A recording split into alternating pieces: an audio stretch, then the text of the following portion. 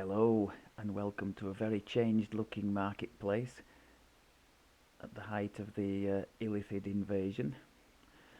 Um, having found out a little bit more about the event itself in the last few days and how it's affected things around the game in general, I felt like posting a little bit of a ramble on my own thoughts and experiences, both positive and otherwise, um, on this event so far. Um, I guess it provokes an extension of the caster versus melee debate yet again, because as some of you may know, I have a caster druid at the cap, and I tried him on similar level content that he would have done before the event began.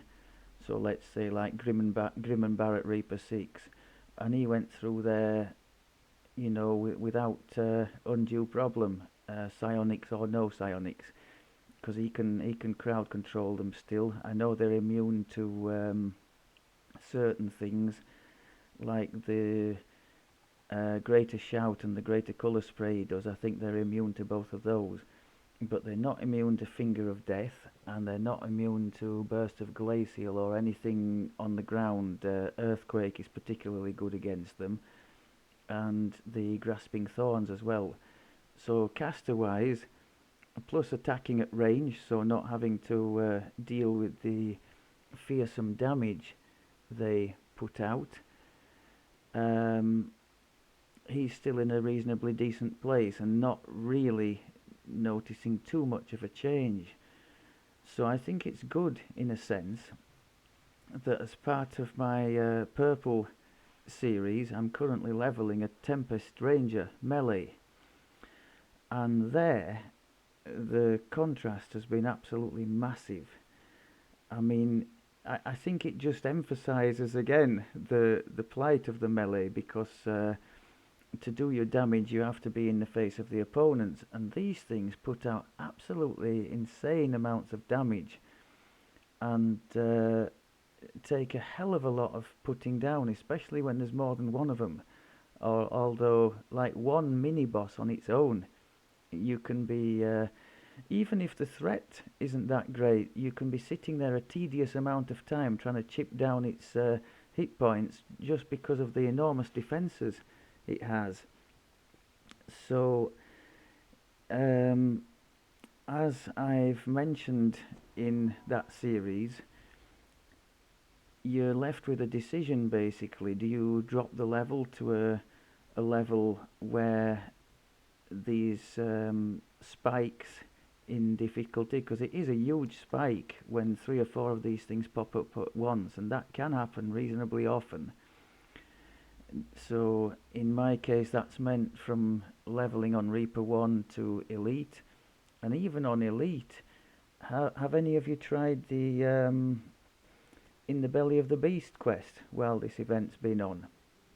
I did that this morning with my Tempest here, purple. He's level 22. He's reasonably well geared. He's got double drow blades of the Weapon Master, so he's not. And he's got a Salt Marsh set, so he's not, just going with rags. And yet, at one stage in there, I think 4 or 5 of these psionic popped up together in a group in a sort of a boss fight. That thing around right as the gladiator. And we just never stood a chance. I tried everything. I put all the boosts, the elaborate parry, Hood of Unrest. It just did not matter. I couldn't get them down, and I couldn't stop the incoming damage. So in the end we died embarrassingly and had to go back to complete the quest.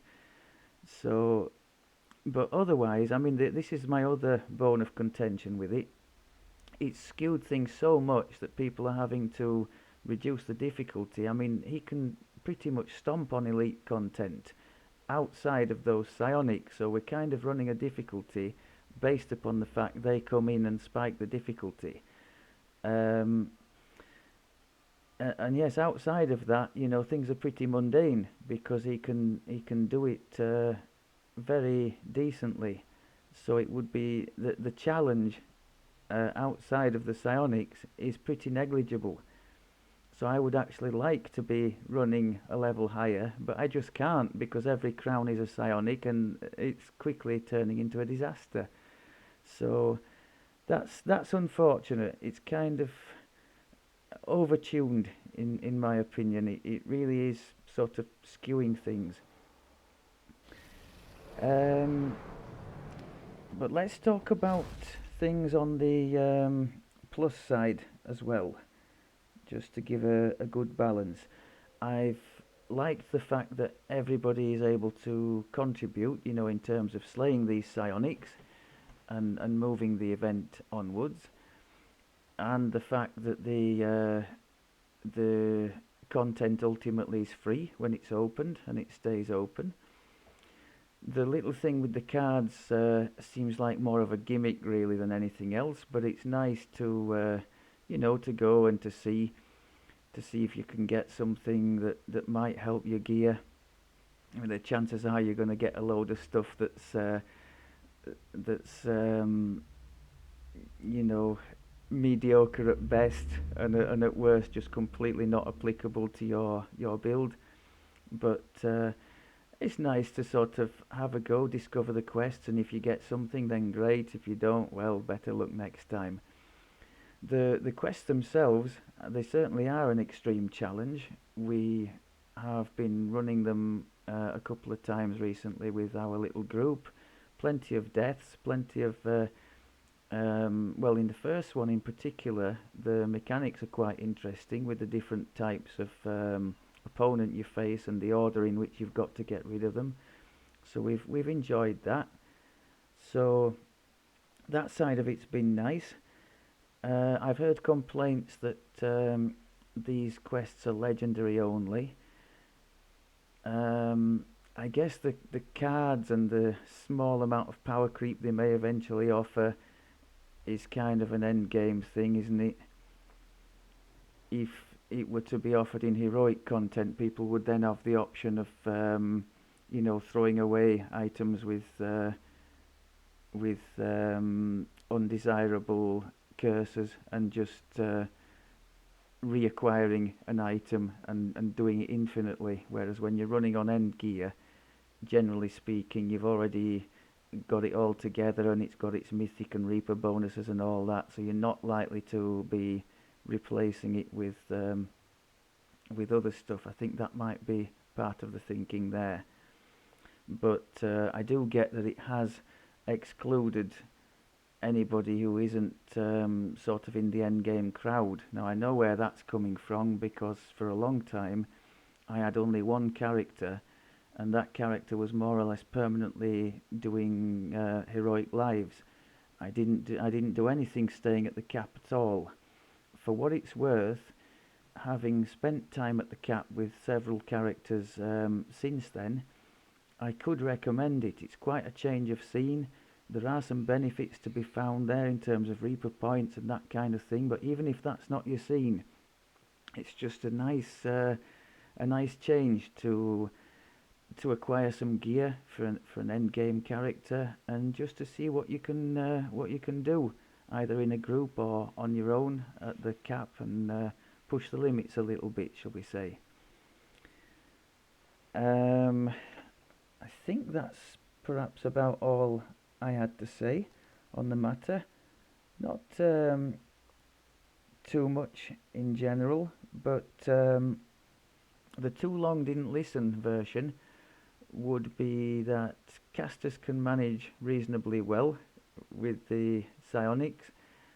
Melee are having a really rough time, so if you are trying to level a melee at present, I do sympathise and have suffered the same pain. I think it's a little bit harsh to implement something in this way that kind of pushes people to